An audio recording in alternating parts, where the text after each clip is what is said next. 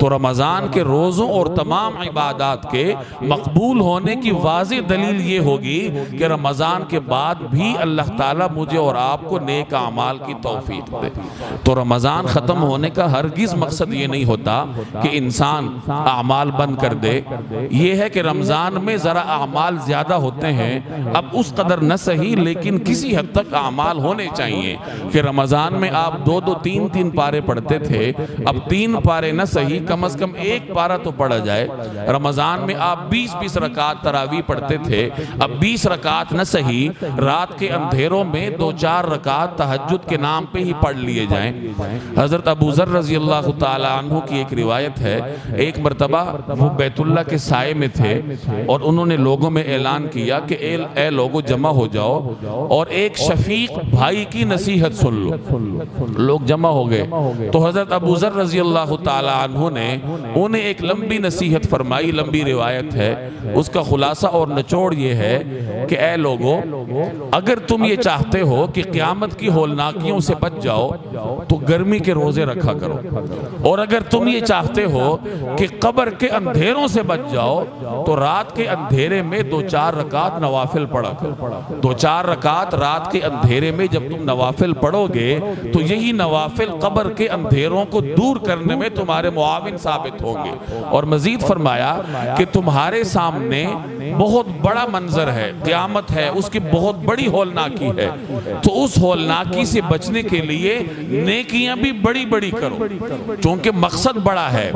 ایک بڑے خطرے سے بچنا ہے، جہنم جیسے خطرے سے اپنی حفاظت کرنی ہے، تو ایک بڑے خطرے سے حفاظت اور ایک بڑے مقصد کے حصول کے لیے جد و جہد بھی بڑی کرنی ہوگی، تو نیکیاں بھی بڑی بڑی کرو۔ تو رمضان کے مہینے میں اگر 20-20 رکعت تراویح کی توفیق اللہ نے دی تو ان تراویح کی قبولیت کی ایک علامت یہ بھی ہوگی کہ رمضان کے بعد 20 رکعت نہ صحیح 2 رکعت 4 رکعت رات کے اندھیرے میں اللہ کے حضور تہجد کی نیت سے سر انجام دیے جائیں، اشراق کے نوافل پڑھے جائیں۔ یہ تمام عبادات جب ہم سر انجام دیں گے تو یہ دلیل ہوگی اس بات کی کہ رمضان کے روزے میرے اور آپ کے اللہ تبارک و تعالیٰ کو پسند ہیں۔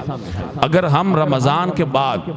اللہ سے بالکل کٹ جائیں، اللہ کے گھر سے بالکل دور ہو جائیں اور عبادات بالکل ہی ختم کر دیں تو یہ اپنی گزشتہ عبادات کو ضائع کرنے کے مترادف ہوگا۔ قرآن کریم میں اس کی بڑی دلچسپ مثال دی گئی کہ وَلَا تَكُونُوا كَالَّتِي نَقَضَتْ غَزْلَهَا مِن بَعْدِ قُوَّةٍ أَنْكَاثًا، کہ ایک عورت ہے جو بڑی جد و جہد کرتی ہے، ساری رات سود کاٹتی ہے، چرخہ کاٹتی ہے اور سود بننے میں جد و جہد صرف کرتی ہے، اور جب صبح ہوتی ہے تو وہ سارا بنا ہوا سود ادھیڑ دیتی ہے، جو اس نے محنت کی ہے اس سب پر اپنے ہی ہاتھوں پانی پھیر دیتی ہے۔ تو فرمایا کہ تم اس عورت کی طرح مت ہونا۔ قرآن کریم نصیحت کر رہا ہے۔ اب اس نصیحت کو آپ اس انداز سے لیں کہ جو رمضان میں مسلمان عبادات کرتا ہے، روزے کی شکل میں، تراویح کی شکل میں، عبادات کی شکل میں، تو یہ گویا اس نے جد و جہد کی ہے۔ اب رمضان کے بعد اگر وہ اللہ سے دور ہو جائے گا،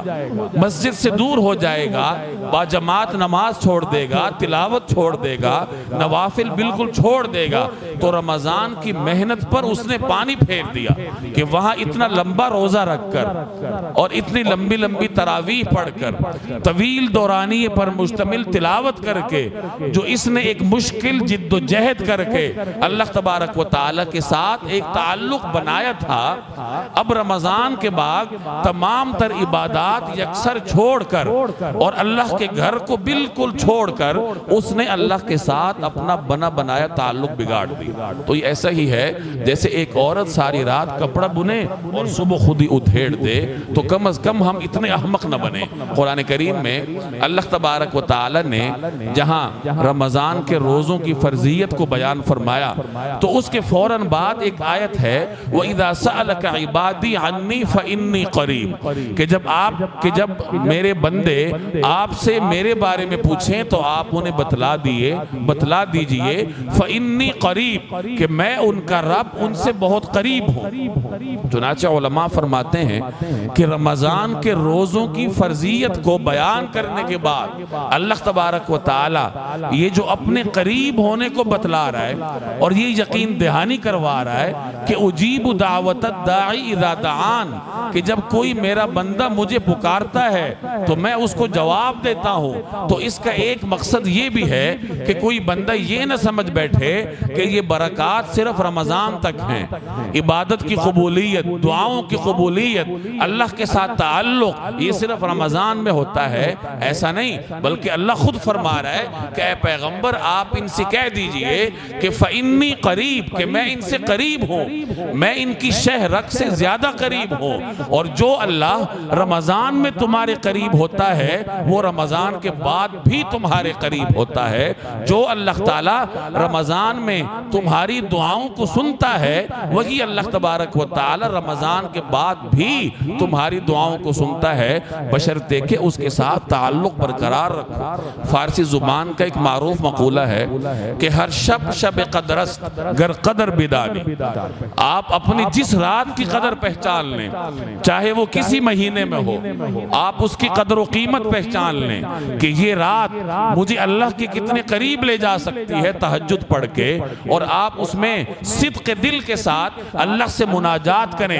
تو وہی گویا کہ آپ کے لیے لیلۃ القدر ہے کہ وہی رات آپ کو اللہ تبارک و تعالیٰ سے جوڑ دیتی ہے۔ تو مسلمان کے لیے لیلۃ القدر کی کمی نہیں ہے، مسلمان کے لیے قبولیت کی گھڑیاں کم نہیں ہیں، مسلمان کے لیے اللہ تبارک و تعالیٰ کے پاس جانے کے راستے محدود نہیں ہیں۔ اللہ تعالیٰ نے اپنے تک پہنچنے کے، اپنے تک رسائی کے لامحدود راستے رکھے ہیں، اور آپ اپنی زندگی کے ہر موڑ میں، ہر لمحے میں اس راستے پر چل سکتے ہیں۔ تو ان گزارشات کا خلاصہ یہ ہے کہ رمضان المبارک کے اجر کو سمیٹنے کا ایک بہترین نسخہ یہ ہے کہ رمضان کے بعد بھی اللہ تبارک و تعالیٰ کے ساتھ تعلق کو برقرار رکھا جائے، عبادات کا جو تسلسل رمضان میں شروع ہوتا ہے اسے ٹوٹنے نہ دیا جائے۔ اللہ تعالیٰ کو وہ عمل پسند ہوتا ہے جو استقلال کے ساتھ ہو، مستقل مزاجی کے ساتھ ہو، چاہے تھوڑا ہی کیوں نہ ہو۔ تو کوشش کریں کہ مسجد کے ساتھ تعلق ٹوٹنے نہ پائے،